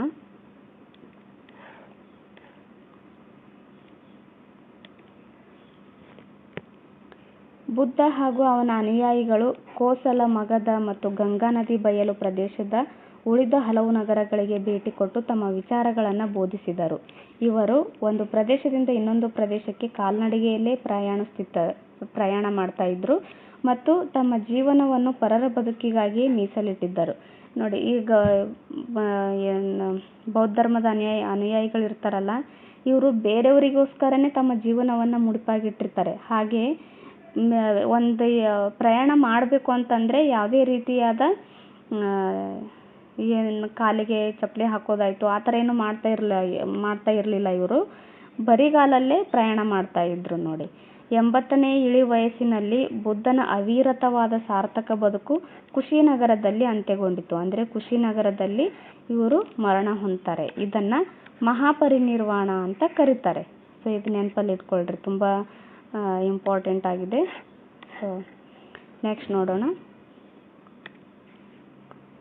ಬುದ್ಧನು ವಿಹರಿಸಿದ ಪ್ರದೇಶಗಳಲ್ಲಿ ವಿಹಾರಗಳನ್ನು ಕಾಲಾಂತರದಲ್ಲಿ ನಿರ್ಮಿಸಲಾಯಿತು. ಅಂದರೆ ಬುದ್ಧ ಎಲ್ಲೆಲ್ಲಿ ತಿರುಗಾಡಿರ್ತಾರಲ್ಲ, ಎಲ್ಲೆಲ್ಲೆಲ್ಲ ಪ್ರಯಾಣ ಮಾಡಿರ್ತಾರಲ್ಲ ಅಂತಲ್ಲೆಲ್ಲ ಏನು ಮಾಡ್ತಾರೆ, ಕಾಲಾನಂತರದಲ್ಲಿ ವಿಹಾರಗಳನ್ನು ನಿರ್ಮಿಸ್ತಾರೆ. ಅವನ ಅಸ್ಥಿಪಂಜರ ಕಳೇಬರವನ್ನು ಹಾಗೂ ಮೂಳೆಗಳನ್ನು ಜನ ಅವನ ನೆನಪಿನಲ್ಲಿ ಸಂರಕ್ಷಿಸಿದರು. ಅವುಗಳ ಮೂಲಕ ಚೈತ್ಯಾಲಯ ಹಾಗೂ ಸ್ತೂಪಗಳಲ್ಲಿ ಅವನ ಸಾಧನೆಗಳನ್ನು ಸ್ಮರಿಸುತ್ತಾ ಪೂಜಿಸತೊಡಗಿದರು. ನೋಡಿ, ಇಲ್ಲಿ ಏನು ಸಾಂಚಿ ಸ್ತೂಪ ಐತಲ್ಲ, ಇಲ್ಲೂ ಸಹ ಬುದ್ಧನ ಯಾವುದಾದ್ರೂ ಒಂದು ಕಳೇಬರ ಇಟ್ಟು ಈ ಥರ ಗುಮ್ಮಟಾಕಾರದಲ್ಲಿ ನಿರ್ಮಾಣ ಮಾಡಿ ಅಲ್ಲಿ ಬುದ್ಧನ ಸಂದೇಶಗಳನ್ನೆಲ್ಲ ಹರಡ್ತಾ ಇರ್ತಾರೆ. ಹೀಗೆ ಪ್ರಾರಂಭವಾದ ಮೊಟ್ಟ ಮೊದಲ ದೇವಾಲಯಗಳು, ವಿಗ್ರಹಗಳು ಹಾಗೂ ಮೂರ್ತಿ ಪೂಜೆ ಈ ರೀತಿಯಾಗಿ ಏನಾಗುತ್ತೆ, ಪ್ರಾರಂಭವಾಗ್ತವೆ. ಮೊಟ್ಟ ಮೊದಲ ದೇವಾಲಯಗಳು ಬರ್ತವೆ, ಆಮೇಲೆ ವಿಗ್ರಹಗಳು ಆರಾಧನೆ ಮಾಡ್ತಾರೆ, ಮೂರ್ತಿ ಪೂಜೆಗಳು ಸಹ ಮಾಡ್ತಾ ಇರ್ತಾರೆ. ಓಕೆ, ನೆಕ್ಸ್ಟ್ ನೋಡೋಣ.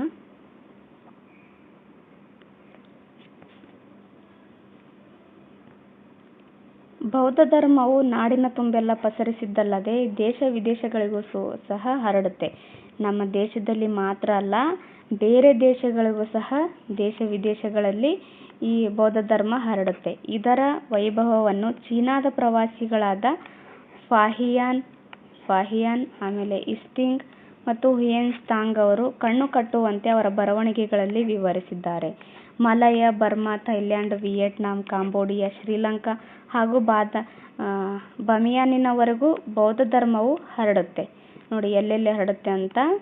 ಮಲಯ, Burma, Thailand, Vietnam, Cambodia, Sri Lanka ಆಮೇಲೆ ಬಮಿಯಾನ್ವರೆಗೂ ಸಹ ಈ ಬೌದ್ಧ ಧರ್ಮ ಹರಡುತ್ತೆ. ಇಲ್ಲೆಲ್ಲ ಬೆಟ್ಟಗಳ ಶಿಲೆಗಳನ್ನೇ ಕಡೆದು ಬುದ್ಧನ ಮೂರ್ತಿಗಳನ್ನು ನಿರ್ಮಾಣ ಮಾಡ್ತಾರೆ. ಹಲವೆಡೆಗಳಲ್ಲಿ ಬೃಹತ್ ಪ್ರತಿಮೆಗಳನ್ನು ನಿರ್ಮಿಸ್ತಾರೆ. ನಾವು ಇಂದಿಗೂ ಕಾಂಬೋಡಿಯಾದ ಅಂಕೋರ್ ವಾಟ್ ಹಾಗೂ ಅಫ್ಘಾನಿಸ್ತಾನದ ಬಾಮಿಯಾನ್ನಲ್ಲಿ ಕಾಣಬಹುದು. ಈ ಕಾಂಬೋಡಿಯಾದ ಅಂಕೋರ್ ವಾಟ್ನಲ್ಲಿ ಬೃಹತ್ ಬೌದ್ಧಾಲಯವಿದೆ ನೋಡಿ. ಹಾಗೆ ಅಫ್ಘಾನಿಸ್ತಾನ ಬಾಮಿಯಾನ್ನಲ್ಲೂ ಸಹ ಬೌದ್ಧಾಲಯ ಇರೋದು ಕಂಡುಬರುತ್ತೆ. ದುರದೃಷ್ಟವೆಂದರೆ ಬಾಮಿಯಾನ್ನ ಬುದ್ಧನ ಬೃಹತ್ ಪ್ರತಿಮೆಗಳು ಮುಸ್ಲಿಂ ಮೂಲಭೂತವಾದಿಗಳ ದಾಳಿಗೆ ತುತ್ತಾಗಿ ಇತ್ತೀಚಿನ ದಿನಗಳಲ್ಲಿ ನಾಶವಾಗಿದ್ದಾವೆ. ಈ ಮುಸ್ಲಿಂ ಮೂಲಭೂತವಾದಿಗಳೇನಿರ್ತಾರಲ್ಲ, ಅಂದರೆ ಮುಸ್ಲಿಮರು ನಮ್ಮ ಭಾರತದ ಮೇಲೆ, ಈಗ ಅಫ್ಘಾನಿಸ್ತಾನದ ಮೇಲೆ ಏನು ಯುದ್ಧ ಮಾಡ್ತಾರಲ್ಲ, ಆವಾಗ ಈ ಬುದ್ಧನ ಪ್ರತಿಮೆಗಳನ್ನು ಅವರು ನಾಶ ಮಾಡ್ತಾರೆ. 1956ರಲ್ಲಿ ಭಾರತದ ಪ್ರಮುಖ ಸಾಮಾಜಿಕ ಚಿಂತಕರಾದ ಸಂವಿಧಾನ ಶಿಲ್ಪಿ ಬಾಬಾ ಸಾಹೇಬ್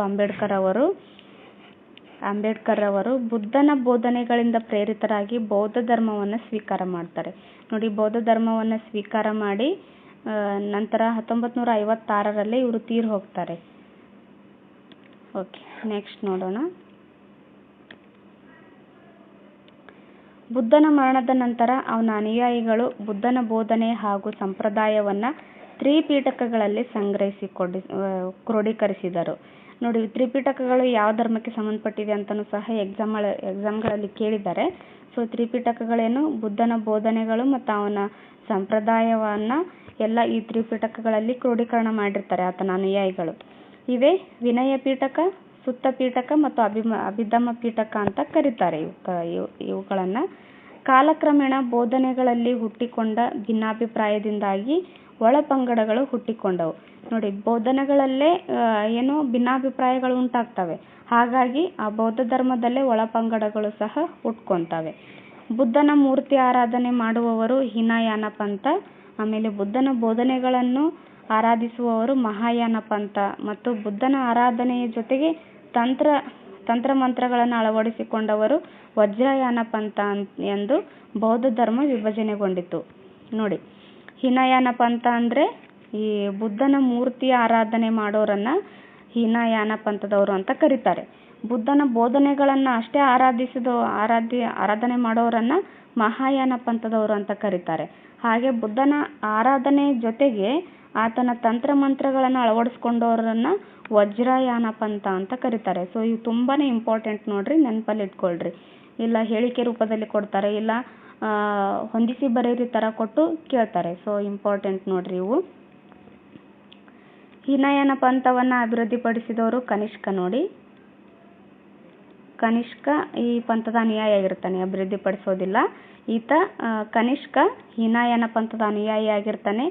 ಈ ಮಹಾಯಾನ ಪಂಥದ ಅನುಯಾಯಿ ಅಶೋಕ ಆಗಿರ್ತಾರೆ ನೋಡಿ, ನೆನಪಲ್ಲಿ ಇಟ್ಕೊಳ್ರಿ.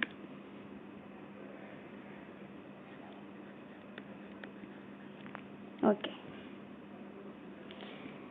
ಇಂದು ಬುದ್ಧನನ್ನು ಅರಸುವ ಅನೇಕ ಹಾದಿಗಳನ್ನು ಹುಡುಕಿಕೊಂಡಿರುವ ಸಂಘಟನೆಗಳನ್ನು ಜಗತ್ತಿನಾದ್ಯಂತ ನಾವು ಕಾಣುತ್ತೇವೆ. ಅಂದರೆ ಬುದ್ಧನನ್ನು ಯಾವ ರೀತಿಯಾಗಿ ಆರಾಧನೆ ಮಾಡ್ತಾರೆ ಅನ್ನೋದು ಜಗತ್ತಿನಲ್ಲೇ ಕಾಣಬಹುದು ಅನ್ನೋದು ಇಲ್ಲಿ ಕೊಟ್ಟಿದ್ದಾರೆ. ನೆಕ್ಸ್ಟ್ ವಿದೇಶಿಯರ ದಾಳಿ ಬರುತ್ತೆ. ಇದೇ ಕಾಲಘಟ್ಟದಲ್ಲಿ ಗ್ರೀಸ್ನಲ್ಲಿ ನಗರ ರಾಜ್ಯಗಳು ವಿಕಸಿತವಾಗ್ತವೆ. ಪ್ರಾಚೀನ ಪರ್ಷಿಯಾ ಒಂದು ಪ್ರಬಲ ಸಾಮ್ರಾಜ್ಯವಾಗಿ ಬೆಳೆದಿತ್ತು. ಈ ಎರಡು ಪ್ರದೇಶಗಳ ನಿರಂತರವಾದ ಸಂಘರ್ಷಕ್ಕೆ ಗುರಿಯಾದವು. ಪ್ರಾಚೀನ ಪರ್ಷಿಯಾವನ್ನು ಆಳಿದವರಲ್ಲಿ ಅಕಿಮೇನಿಯನ್ನರು ಕೂಡ ಮುಖ್ಯರಾಗಿರ್ತಾರೆ ನೋಡಿ. ಈ ಗ್ರೀಸ್ ಏನೋ ಒಂದು ನಗರ ರಾಜ್ಯ ಆಗಿ ವಿಕಾಸವಾಗಿರುತ್ತಲ್ಲ, ಪ್ರಾಚೀನ ಪರ್ಷಿಯಾ ಒಂದು ಪ್ರಬಲ ಸಾಮ್ರಾಜ್ಯವಾಗಿ ಬೆಳೆದು ಇವರು ಇಬ್ಬರ ಮಧ್ಯೆನೂ ತುಂಬಾ ಸಂಘರ್ಷಗಳು ನಡೀತಾ ಇರ್ತವೆ, ನಿರಂತರವಾಗಿ ನಡೀತಾ ಇರ್ತವೆ. ಇದರಿಂದ ಪ್ರಾಚೀನ ಪರ್ಷಿಯಾವನ್ನು ಆಳಿದವರಲ್ಲಿ ಅಮೇಕಿಯನ್ನರು ಮುಖ್ಯರಾಗಿದ್ದಾರೆ ನೋಡಿ. ಸಾಮಾನ್ಯ ಶಕ ಪೂರ್ವ 6ನೇ ಶತಮಾನದಲ್ಲಿ ಈ ಮನೆತನದ ದೊರೆಯಾದ ಡೇರಿಯಸ್ನು ಪ್ರಬಲ ಸಾಮ್ರಾಜ್ಯವೊಂದನ್ನು ಕಟ್ಟಿದನು. ಈ ಡೇರಿಯಸ್ ಯಾರು? ಅಮೇಕಿಯನ್ನರು ಇರ್ತಾರಲ್ಲ, ಅಲ್ಲಿರ್ತಕ್ಕಂಥ ಪ್ರಬಲ ದೊರೆ ಈತ. ಈ ಮನೆತನದ ಪ್ರಬಲ ದೊರೆ ಡೇರಿಯಸ್ನು ಸಾಮ್ರಾಜ್ಯವೊಂದನ್ನು ಕಟ್ಟಿದನು. ಇವನ ಕಾಲದಲ್ಲಿ ಅವನ ಸಾಮ್ರಾಜ್ಯವು ಭಾರತದ ಗಡಿಯವರೆಗೂ ಹರಡಿತ್ತು. ಸಾಮಾನ್ಯ ಶಕ ಪೂರ್ವ 4ನೇ ಶತಮಾನದಲ್ಲಿ ಮ್ಯಾಸಿಡೋನಿಯಾದ ದೊರೆ ಅಲೆಕ್ಸಾಂಡರ್ ಗ್ರೀಕ್ ನಗರ ರಾಜ್ಯಗಳನ್ನು ಗೆದ್ದು ಪರ್ಷಿಯಾವನ್ನು ವಶಪಡಿಸ್ಕೊತಾನೆ. ಅಲೆಕ್ಸಾಂಡರ್ ಏನು ಮಾಡ್ತಾನೆ? ಈ ಪರ್ಷಿಯಾವನ್ನು ವಶಪಡಿಸ್ಕೊತಾನೆ.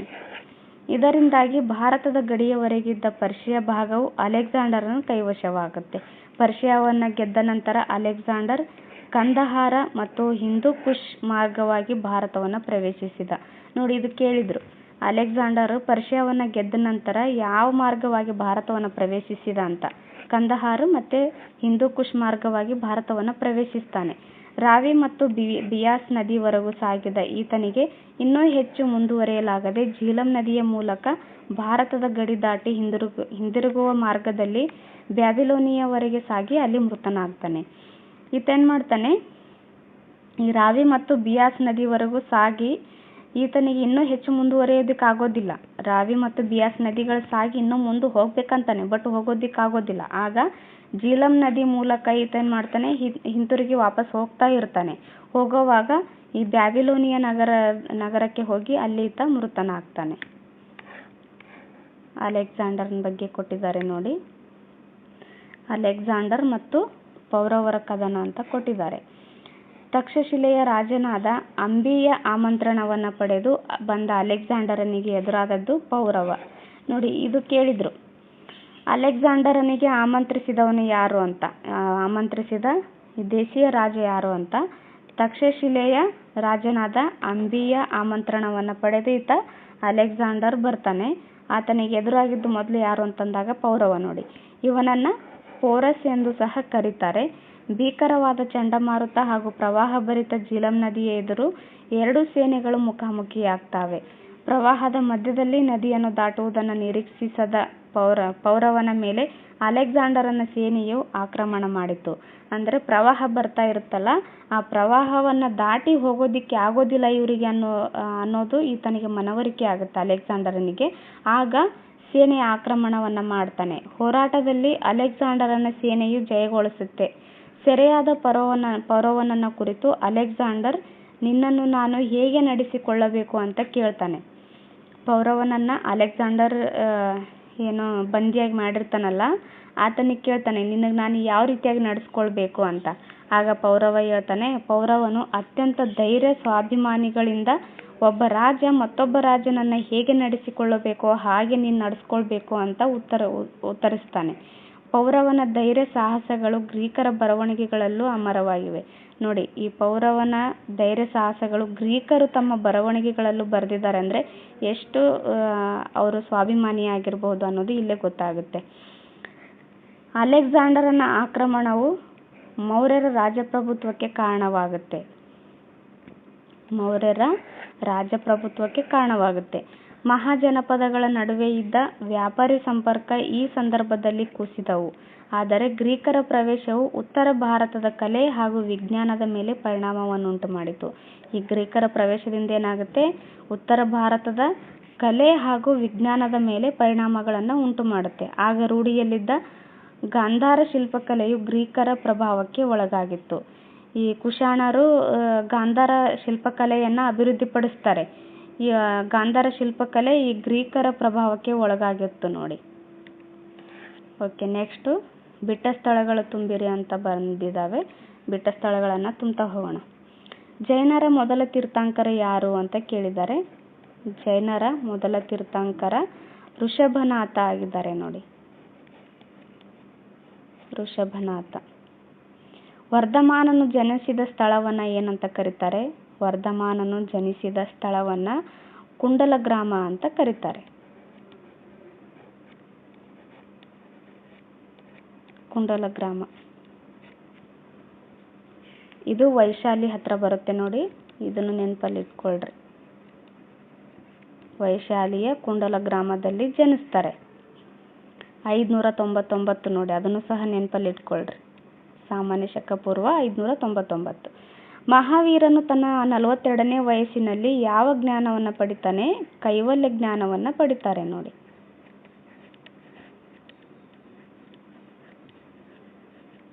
ಕೈವಲ್ಯ ಜ್ಞಾನ ಪಡೆದನು. Okay, next. ಮಹಾವೀರನು ತನ್ನ 72ನೇ ವಯಸ್ಸಿನಲ್ಲಿ ಡ್ಯಾಶ್ ಎಂಬಲ್ಲಿ ನಿರ್ವಾಣ ಹೊಂದಿದನು ಅಂತ ಕೊಟ್ಟಿದ್ದಾರೆ. ಮಹಾವೀರನು ಎಲ್ಲಿ ನಿರ್ವಾಣ ಹೊಂದ್ತಾರೆ? ಪಾವಪುರಿ, ಬಿಹಾರದ ಪಾವಪುರಿ ಎಂಬಲ್ಲಿ.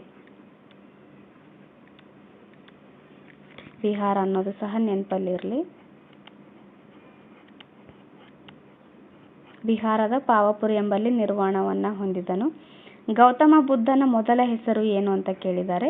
ಗೌತಮ ಬುದ್ಧನ ಮೊದಲ ಹೆಸರು ಸಿದ್ಧಾರ್ಥ. ನೆಕ್ಸ್ಟ್, ಬುದ್ಧನು ತನ್ನ ಮೊದಲ ಬೋಧನೆಯನ್ನು ಎಲ್ಲಿ ಮಾಡಿದರು? ಸಾರನಾಥದ ಜಿಂಕೆವನದಲ್ಲಿ ಮಾಡ್ತಾರೆ. ಸಾರನಾಥದ ಜಿಂಕೆವನದಲ್ಲಿ.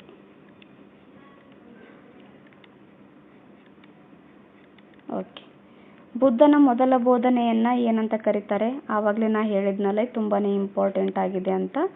ಬುದ್ಧನ ಮೊದಲ ಬೋಧನೆಯನ್ನು ಧರ್ಮಚಕ್ರ ಪ್ರವರ್ತನ ಅಂತ ಕರೀತಾರೆ.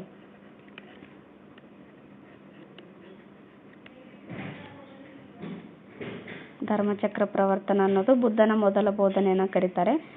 ಭಾರತದ ಮೇಲೆ ದಾಳಿ ನಡೆಸಿದ ಮ್ಯಾಸಿಡೋನಿಯಾದ ದೊರೆ ಯಾರು? ಅಲೆಕ್ಸಾಂಡರ್.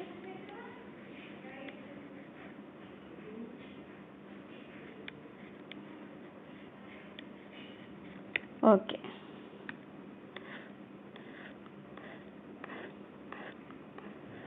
ನೆಕ್ಸ್ಟು ರಾಜ್ಯಶಾಸ್ತ್ರ ವಿಭಾಗ ಸ್ಟಾರ್ಟ್ ಆಗುತ್ತೆ. ಓಕೆ, ಇದಿಷ್ಟು ಇವತ್ತಿನ ಕ್ಲಾಸ್ ಆಗಿತ್ತು. ಯಾರೆಲ್ಲ ನನ್ನ ಚಾನಲನ್ನು ಇನ್ನೂ ಸಬ್ಸ್ಕ್ರೈಬ್ ಮಾಡ್ಕೊಂಡಿಲ್ವೋ ದಯವಿಟ್ಟು ನನ್ನ ಚಾನಲನ್ನು ಸಬ್ಸ್ಕ್ರೈಬ್ ಮಾಡ್ಕೊಳ್ಳಿ ಹಾಗೂ ಪ್ರೀವಿಯಸ್ ವಿಡಿಯೋಗಳನ್ನು ನೋಡಿ. 6ರಿಂದ ವಿಡಿಯೋಗಳನ್ನು ಮಾಡ್ತಾ ಬಂದಿದ್ದೀನಿ. ಸೊ ಈ ಕ್ಲಾಸ್ ನಿಮಗೆ ಇಷ್ಟ ಆದರೆ ಒಂದು ಲೈಕ್ ಮಾಡಿ, ಕಮೆಂಟ್ ಮಾಡಿ ಮತ್ತು ನಿಮ್ಮ ಫ್ರೆಂಡ್ಸ್ಗಳ ಜೊತೆನೂ ಈ ವಿಡಿಯೋನ ಶೇರ್ ಮಾಡ್ಕೊಳ್ಳಿ. ಇಷ್ಟೊತ್ತು ಈ ಕ್ಲಾಸ್ ಕೇಳಿದ್ದಕ್ಕೆ ತಮ್ಮೆಲ್ಲರಿಗೂ ತುಂಬ ಹೃದಯದ ಧನ್ಯವಾದಗಳು. ಥ್ಯಾಂಕ್ ಯು ಆ್ಯಂಡ್ ಸಿಗೋಣ ನೆಕ್ಸ್ಟ್ ಕ್ಲಾಸಲ್ಲಿ.